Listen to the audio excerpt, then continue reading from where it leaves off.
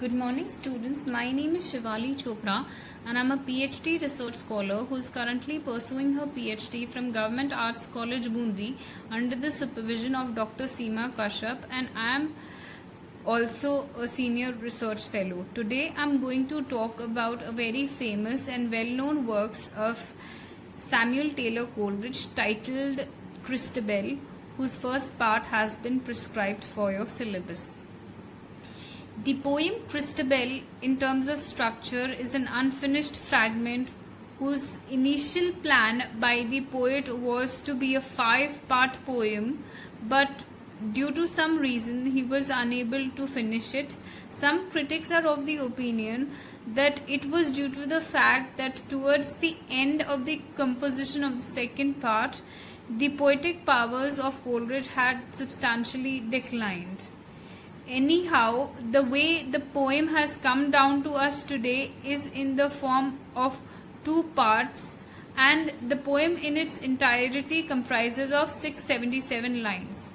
However, since we are sticking to the first part only, the part which has been prescribed for your syllabus, that is the first part, has 337 lines in all, and the initial idea of Coleridge was to have it published along with another major work of his titled The Lyrical Ballads, which he had composed along with his dear and close friend William Wordsworth.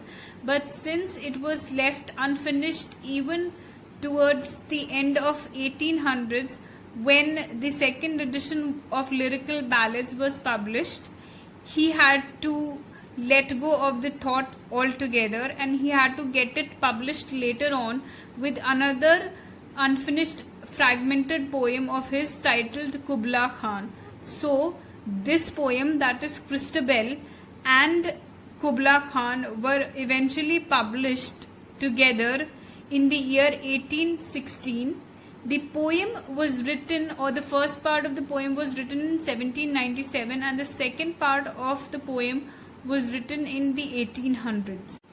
The talk about the elements of the poem that we are going to discuss today are, first of all, there's the element of medievalism. Now, medievalism was a time in the history of English literature which was from 5th to 15th century. Now, so to talk about certain characteristics of the medieval ages were characterized by, first of all, there was the element of chivalry in the medieval ages. That means there were a lot of knights.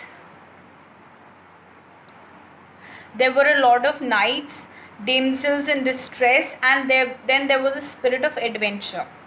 The second element that was a characteristic of the medieval age was the presence of superstition. That means people at that time believed a lot in magic, occult spells, witchcraft, wizardry, and all those things.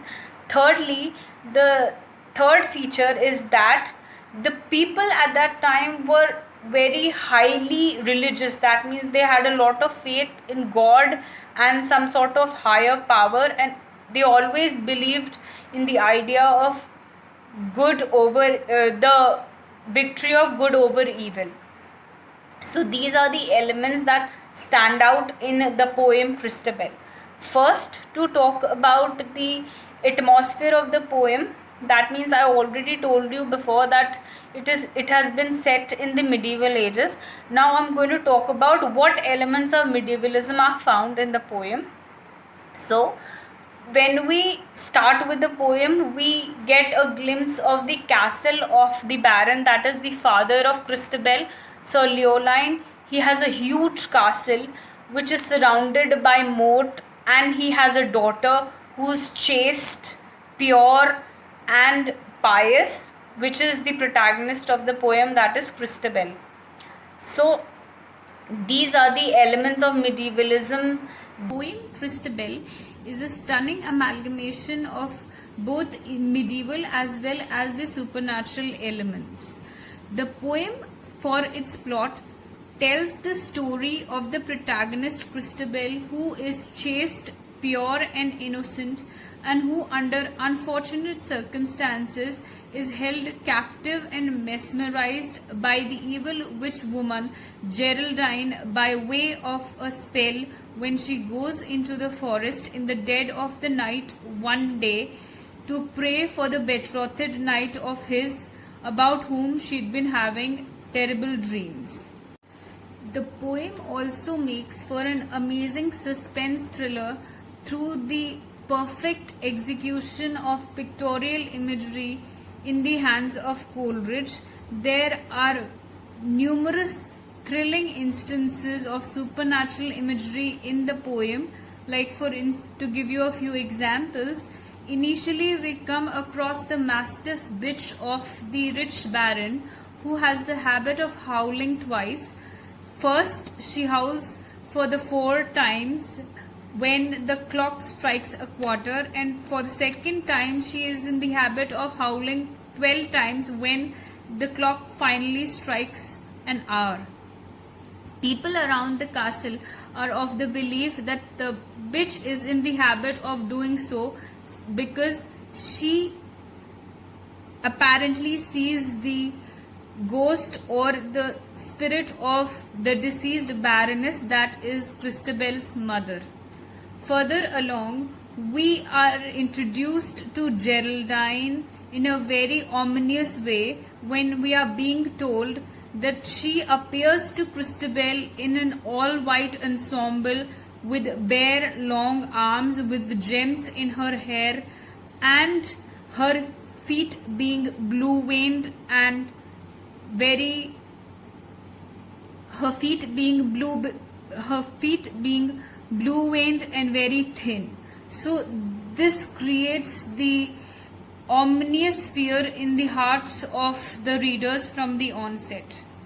Going into the poem a bit further, the most frightening and the most scary description of supernaturalism that has been given by Coleridge in the poem is that of the description of the bosom of Geraldine when she bears it to Christabel to cast a spell upon her, wherein Coleridge goes on to say that the sight of the bosom is a sight which is only fit for dreaming and not for telling. Let me give you a very stunning example of the effect the poem Christabel had on the minds of the contemporaries of Coleridge when he happened to narrate them the plot of the poem. It is said that the poet Percy Bysshe Shelley apparently fainted when Coleridge narrated to him the entire scene of the bosom of Geraldine being bared to Christabel and her being facing agonizing pains and tribulations under the spell that has been casted upon her by Geraldine. It is said that Shelley fainted because, according to him, he believed that the bosom of Geraldine had a pair of serpent eyes which was causing agonizing pains and hurt to Christabel physically when the spell was casted upon her. In the end, I would like to conclude by saying that the medieval elements and the elements of suspense, thriller and supernaturalism in the poems of Coleridge for the most part are suggestive. That means they are not direct, crude or quite in your face. They are not distasteful.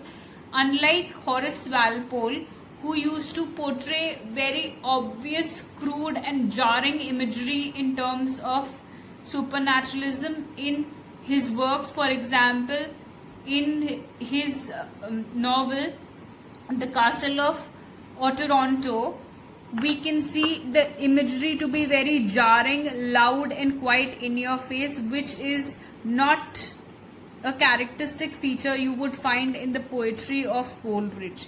His poetry and his imagery is very subtle, indirect and suggestive in tone, which helps in building the atmosphere of suspense in his works and manages to keep the reader hooked to the plot from the start to finish. With that being said, I hope that this lecture has proved and will prove to be of somewhat help to you, and I hope to see you again in the next lecture.